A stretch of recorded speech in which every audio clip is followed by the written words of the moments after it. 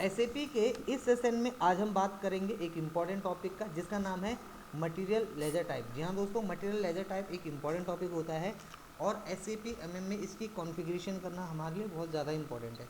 तो basically material ledger types में हम अपने लेजर्स की कॉन्फ़िगरेशन करते हैं, कुछ सेटिंग्स करते हैं। ये कुछ मेजर सेटिंग्स होती हैं जो आपको करनी होती हैं, अदरवाइज़ आप एसएपी के डेटा पे काम नहीं कर पाओगे एमएम पे। तो इसके लिए आपको क्या करना है, कुछ कॉन्फ़िगरेशन है इनको सेट करना है। बेसिकली मटेरियल मैनेजमेंट में स्टैंडर्ड कॉन्फ़िगरेशन को सेट करना होता है, राइट।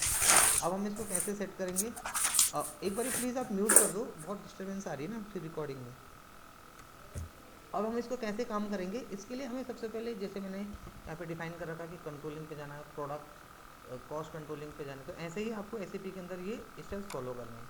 तो SPRO पे जाना है, सेट रेफरेंस IMG पे जाना है, कंट्रोलिंग पे जाना है। अब कंट्रोलिंग के अंदर आपका जो पार्ट है वो है प्रोडक्ट कॉस्ट कंट्रोलिंग। तो ये रहा हमारा प्रोडक्ट कॉस्ट कंट्रोलिंग के नीचे ही यहाँ पे आपको दिख जाएगा। इसके अंदर आपके पास दूसरा जो ऑप्शन आता होता है एक्चुअल कंट्रोलिंग मटेरियल लेजर। तो ये है आपका actual controlling material ledger. And ये सेकंड हो जाता है आपका assign currency types and define material ledger. इस पर क्लिक कर दोगे आप। अब यहाँ पे क्लिक करने के बाद देखो, जब आपके पास ये वाली विंडो खुलेगी तो यहाँ पे आपको अपना खुद का नया क्रिएट करना है। 2 डिजिट का कुछ भी बना सकते हो। जैसे इसने 001 बना रखा है तो इसने अपनी डिस्क्रिप्शन आगे डाल दी।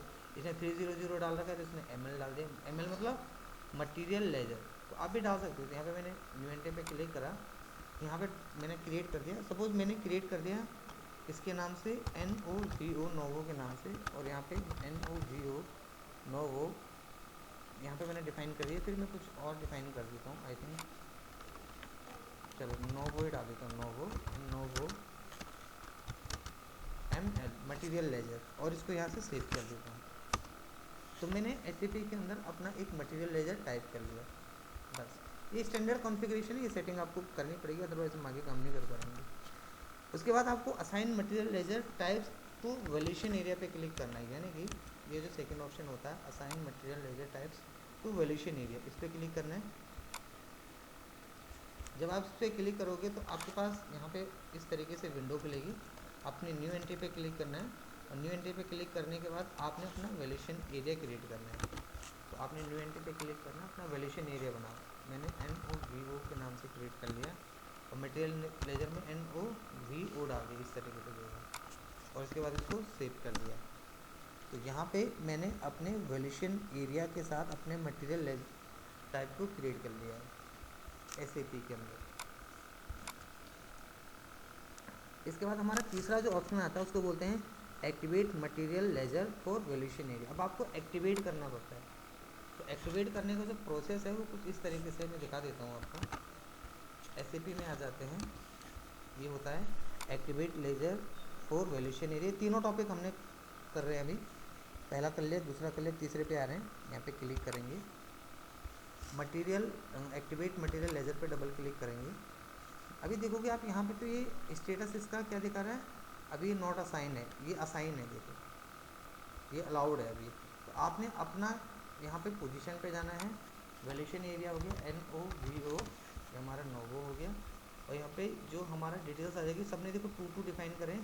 आप भी यहाँ पे अपना सेकंड ऑप्शन डिफाइन करोगे, ट्रांसफ़र बीज, इस पर क्लिक करोगे, और यहाँ पे मटेरियल लेजर अकाउंट पे क्लिक कर दोगे और इसको सेव कर दोगे। तो ये हमने यहाँ से आप देखोगे तो एक्टिवेट कर दिया, देखो एक्टिवेट हो गया, एक्टिवेटिंग मटेरियल लेजर, इस तरीके से हमारे एक्टिवेट हो गया, देखो इस तरीके से। तो एसएपी के अंदर मटेरियल लेजर को कैसे एक्टिवेट करें ये प्रोसेस मैंने आपको बता दिया। ये 3 टॉपिक हमारे खत्म होंगे। एक मिनट रवि जी, एक बार थोड़ा सा रिपीट करना दोबारा से। थोड़ा सा मेरे को समझ नहीं आया, एक मिनट। मटेरियल लेजर तो बनाया आपने, उस सेकंड और थर्ड ऑप्शन एक बार रिपीट कर दो। और कमल जी तो एक बारी मैं पहला है ना पहले पढ़ा लेता हूँ, फिर उसके बाद रिपीट भी कर दूंगा, है ना, सही रहेगा। चलो क्योंकि ये ठीक है, ठीक वीडियो है। रिकॉर्ड हो रहा है, वो ना बार बार वही चीज़ रिपीट हो जाएगी, अच्छा अच्छा, ठीक है है, ना, ठीक है, ठीक क्योंकि है, ओके। वीडियो तो मैं आपको शेयर कर ही रहा हूँ ऐसे भी। हाँ, वीडियो वीडियो के बाद अपन स्टॉप करने के बाद डिस्कस करेंगे, ठीक है। ओके। अब इसके बाद हमने अपने cost centre and profit centre create करने हैं। बेसिकली प्रॉफिट सेंटर्स क्या होते हैं, प्रॉफिट सेंटर्स का जो यूज़ होता है, प्रॉफिट सेंटर बेसिकली किस चीज़ के लिए बनता है कि हम अपना काम जो कर रहे हैं वो कौन से सेंटर से कर रहे हैं। हमारा एरिया क्या है। एग्जांपल के तौर पे एक कंपनी के अंदर काम करो तो उसको तो कोई एक स्पेसिफिक एरिया होगा जहाँ से उसकी उसको प्रॉफिट का बारे में पता चल रहा होगा कि हाँ भाई इतना इतना प्रॉफिट इसी सेंटर से हुआ है। तो एसएपी के अंदर आपको अपने प्रॉफिट सेंटर्स क्रिएट करने होते हैं। तो उसका प्रॉफिट सेंटर्स मैंने बता दिया क्या होते हैं। चाहे अब आप यहाँ पे टी कोड यूज़ कर लो या आप ये टी कोड यूज़ कर लो या स्टेप्स फॉलो कर लो, आपके ऊपर डिपेंड है। तो मैं यहाँ पे KES1 से इसको क्रिएट कर लेता हूँ। KES1 इसका प्रॉफिट सेंटर के लिए होता है। तो स्केप से बाहर आ जाता हूँ। KES सॉरी 51 मैंने टी कोड यूज़ करा। अब आपने अपना प्रॉफिट सेंटर किस नाम से बना रहे हो, तो मैंने बोला NOVO के नाम से बना रहे हैं। कंट्रोलिंग एरिया आपका क्या है, मैंने बोला कंट्रोलिंग एरिया NOVO। अच्छा कंट्रोलिंग एरिया NOVO है ही नहीं, मैंने लिख दिया जॉब। ये मेरा कंट्रोलिंग एरिया है जॉब। आप इस पर एंटर कर लो। तो ये मेरा कंट्रोलिंग एरिया, ऑलरेडी मैं कंट्रोलिंग एरिया उस दिन आपको बता चुका था बनाना। अब आपके पास जब विंडो खुलेगी, जो कंट्रोलिंग एरिया डिफाइन करने के बाद विंडो खुलेगी, वो कुछ इस तरीके से विंडो खुली है देखो। और इस विंडो के अंदर आपने क्या करना, अपने प्रॉफिट सेंटर, उसका नाम, उसकी लॉन्ग टेक्स्ट, शॉर्ट टेक्स्ट, ये डिफाइन करने हैं। तो मैंने यहाँ पे डिफाइन कर दिया। जैसे मैं किसके लिए बना रहा हूँ, मैंने नोवो यहीं पे मैंने डिफाइन कर दिया इस जगह पे, नोवो ML या फिर नोवो प्रॉफिट सेंटर मैंने क्रिएट कर लिया। अब यहाँ पे पर्सन रिस्पॉन्सिबल आ रहा है, यहाँ पे मैंने डाल दिया जैसे किसका नाम, सपोज मैं सोनम का ही नाम डाल देता हूँ, सोनम रिस्पॉन्सिबल है। अब जब आप ध्यान से देखोगे मैं इस पर काम कर रहा हूँ, मैं यहाँ पे प्रॉफिट सेंटर पे आया, क्लिक करा मैंने, तो मेरा प्रॉफिट सेंटर क्या है, जॉब ऑलरेडी आ गया। मैंने इसमें कर लिया और इसको सेव कर लिया। तो अगर आप इसको सेव करना चाहो तो सेव कर सकते हो, और इसको एक्टिवेट करना चाहते हो तो यहाँ से इस पर क्लिक करोगे, देखो इस जगह पे एक्टिवेट क्लिक करो, तो आपका प्रॉफिट सेंटर नोवो हैज़ बीन क्रिएटेड। तो इस तरीके से हमने अपना एक प्रॉफिट सेंटर क्रिएट कर लिया। देखो वीडियो के अंदर जो भी आप देख रहे हो, ये सारे स्टेप्स ऑलरेडी मैंने आपको समझा दिए हैं, लेकिन ये लेंथी स्टेप्स हैं। कहाँ गए, क्या करा, पहले जो चीज़ें चल रही थी वो लॉजिकल चल रही थी, अब जो चीज़ें चल रही हैं वो सेटिंग से रिलेटेड है, की कोर बता रहा हूँ। तो इसके अंदर क्या है, सेटिंग्स बनानी पड़ेंगी। जो चीज़ें लॉजिकल होती हैं वो चीज़ें होती कम हैं, लेकिन वो समझ में आ जाती हैं। अभी ये सेटिंग्स है, तो सेटिंग्स को तो आपको याद करना ही पड़ेगा कि पहले कहाँ गए, फिर कहाँ क्लिक करा, फिर क्या बनाया, सर ने क्या बनाया, मैं अपना किस नाम से बना सकता हूँ। तो अभी हमने 4 टॉपिक कंप्लीट कर लिए। 3 हमने करेंसी के बेस पे कंप्लीट करे, चौथा हमने प्रॉफिट सेंटर के बेस पे कंप्लीट करा। चौथे टॉपिक को कंप्लीट करने के बाद, प्रॉफिट सेंटर क्रिएट करने के बाद, अब जो हम काम करेंगे, क्योंकि हमारा ये कंप्लीट हो चुका है, अब हम जो काम करेंगे वो कंट्रोलिंग एरिया पे जाएंगे और मेंटेन करेंगे कंट्रोलिंग एरिया को। तो 5वें टॉपिक में हमने अपने कंट्रोलिंग एरिया को मेंटेन करना है, जहाँ से हम ये देखेंगे कि हमारा बिजनेस एरिया क्या है, हमारे चार्ट ऑफ अकाउंट क्या है, हमारे वेरिएंट क्या है। तो हम कैसे क्रिएट करेंगे, इसके लिए कंट्रोलिंग पे आएंगे, प्रॉफिट सेंटर अकाउंटिंग पे आएंगे। चलते हैं SPRO safe reference IMG controlling में आगे।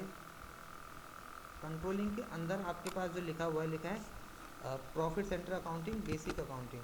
तो ये रहा प्रॉफिट सेंटर अकाउंटिंग,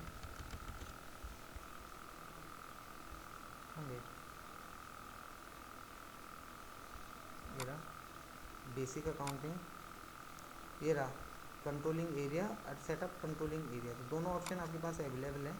तो ये रहा कंट्रोलिंग एरिया सेटिंग और मेंटेन कंट्रोल एरिया सेटिंग। तो ये रहा कंट्रोलिंग एरिया सेटिंग,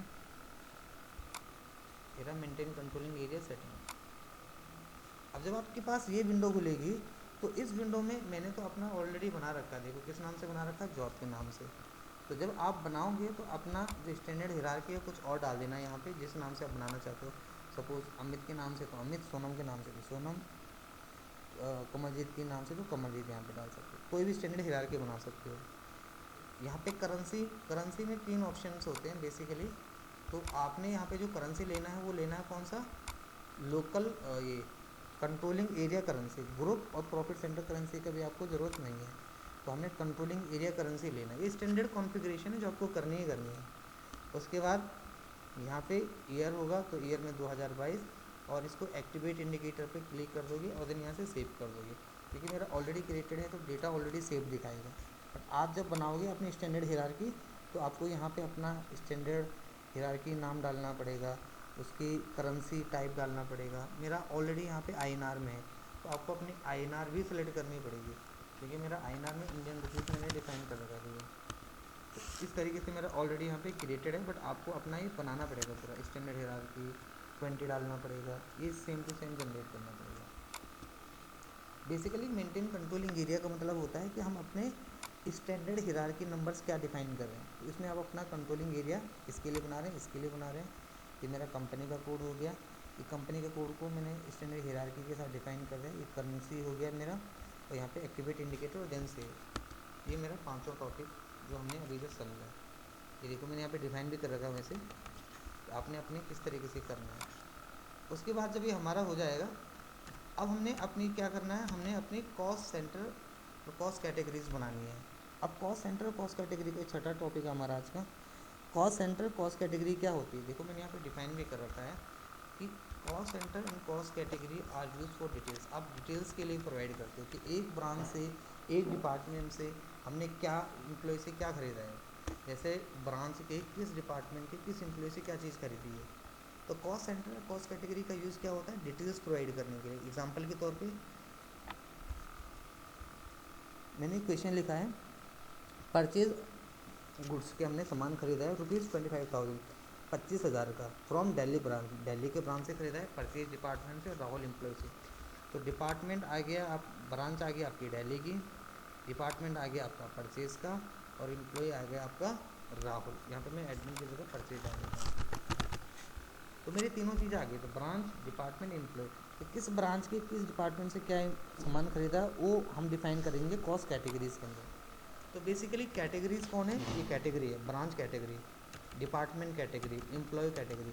तो इस कैटेगरी के अंदर ये सेंटर्स आते हैं, इस कैटेगरी के अंदर ये सेंटर्स आते हैं, इस कैटेगरी के अंदर ये सेंटर्स आते हैं। तो आपको पहले एसएपी के अंदर ना कैटेगरीज क्रिएट करनी होती है। तो कैसे हम जनरेट करते हैं,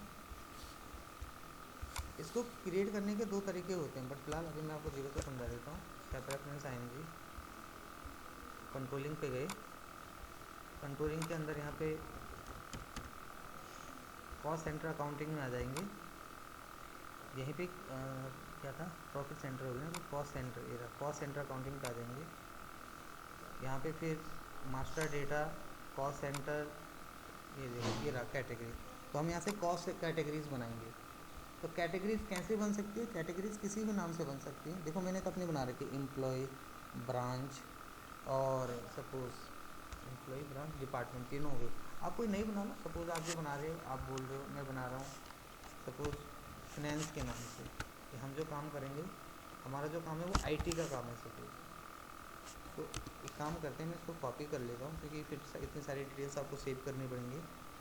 थोड़ा स्लो चल रहा है।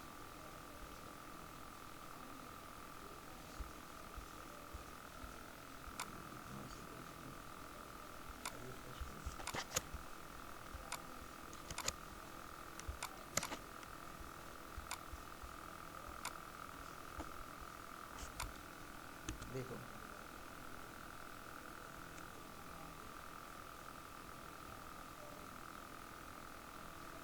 ये ऑलरेडी एसएपी के अंदर बनी हुई है। मैं किसी एक को सेलेक्ट कर लेता हूँ, कॉपी करता हूँ। कॉपी करने से क्या है ना कि ऑलरेडी ये मेरा डिफाइन हो जाएगा। तो मैंने यहाँ पे बना दिया सपोज किसके नाम से, 6-7 के नाम से, और क्या बना दिया मैंने, लिख दिया आईटी। तो एंटर करा, तो 7 ऑलरेडी क्रिएटेड है, 8 डाल देता हूँ, 8 भी क्रिएटेड है, एच के नाम से ऑलरेडी क्रिएटेड, एम के नाम से ऑलरेडी क्रिएटेड, पी के नाम से ऑलरेडी क्रिएटेड, क्या बनाऊँ तो मैं हैश के नाम से आ गया। तो देखो मैंने आईटी के नाम से बना दिया, ये मेरा एक कैटेगरी हो गई, एक आईटी के नाम से बना दिया। एक किसके नाम से बना दिया, सपोज एक और बना देता हूँ, इसी को सेलेक्ट करा, न्यू करा, कैटेगरीज में मैंने एक डाल दिया सपोज आपका हेल्थ की जगह डाल देता हूँ स्पेशल कैरेक्टर में। यहाँ पे मैंने बना दिया सपोज फिनेंस का, और एंटर कर दिया, तो फाइनेंस का बन गया, सेव कर दो। तो कॉस्ट सेंटर में कॉस्ट कैटेगरी का यूज़ क्या होता है कि हम किस ब्रांच के किस एम्प्लॉय से क्या क्या चीज़ें खरीद रहे हैं। एग्जांपल के तौर पर मैं आपको दिखाऊँ कैटेगरीज कैसे बनने रखे मैंने।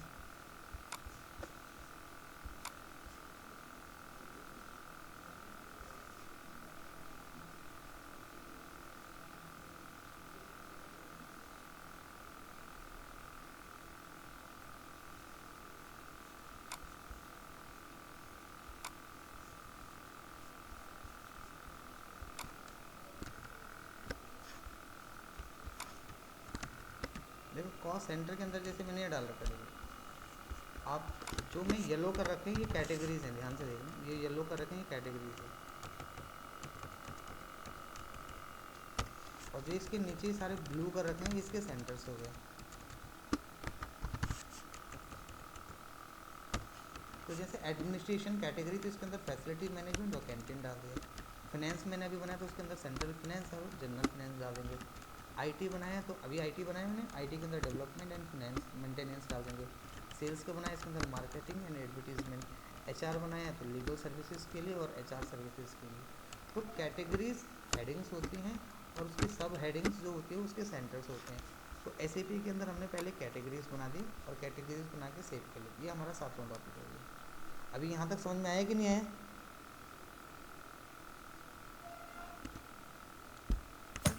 सर थोड़ा सा नहीं समझ आया, मतलब चीज़ें बहुत जल्दी जल्दी चली हैं, तो कोई इशू नहीं है। एक बार आप वीडियो शेयर करोगे तो एक बार कोशिश करूंगा अपने लेवल पे, अगर कुछ रहेगा तो पूछूंगा। अभी तक हाँ, अब थोड़ा सा सोनम से देखो, पूछ। आप ना क्लास में भी देखो, कोशिश करो ना समझने की। वीडियो तो मैं आपको शेयर करूँगा नहीं डेफिनेटली, नहीं सर, इतनी जल्दी जल्दी लेकिन सारी चीजें नई है ना एकदम से, ये सारे टॉपिक्स बिल्कुल नए थे। आज मैंने मतलब कहीं सुना भी नहीं है टर्मिनोलॉजी वाली जो थी ना, कोस्ट हाँ, सेंटर, लेकिन ये ये सेटिंग है, देखो इनका मटेरियल लेजर। हाँ है तो सेटिंग से रिलेटेड, एक बार सेटिंग्स है, बंदा बट जब करेगा। आप हाँ, प्रैक्टिस करोगे ना आपको सेटिंग्स भी समझ आ जाएंगी।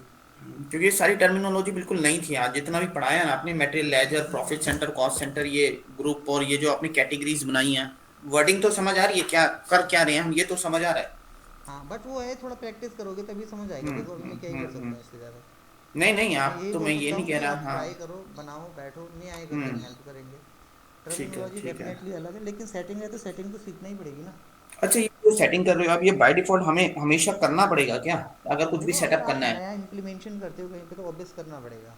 करना पड़ेगा। अब आपने एक बार यहाँ पे, आप जी मैंने अभी देखा, आपने करेंसी टाइप 20 चूज किया था, है ना, एक सेटिंग के अंदर, और प्रीवियसली में आपने 10 किया था। आपने तब बोला था मेरे से कि ये 10 बाय डिफॉल्ट रहता है। देखो आज जैसे 20 आपने देखो बोला आज बाय वहाँ पे डिफॉल्ट। अगर आप ऑप्शन देखोगे तो 10 था ही नहीं वहाँ पे। हाँ, वहाँ 10 नहीं था, बिल्कुल थी वहाँ ना, पे क्या था, 20 वो 30 था। ग्लोबल करेंसी थी, ये जो है ये हमारी लोकल करेंसी है। अच्छा, तो हमने ये सब ग्लोबल, प्री, ये पैरामीटर सब प्री डिफाइंड है इसके अंदर, नहीं बने ऐसे हुए इसके हैं अंदर मतलब? ऑलरेडी क्रिएटेड होते हैं स्टैंडर्ड सेटिंग्स ओके, है ना। बस हमें चूज करना है, सेटअप करना है इसको। Right right right. हम्म। ठीक है। ये सारा सेटअप का पार्ट है, ठीक है ठीक है।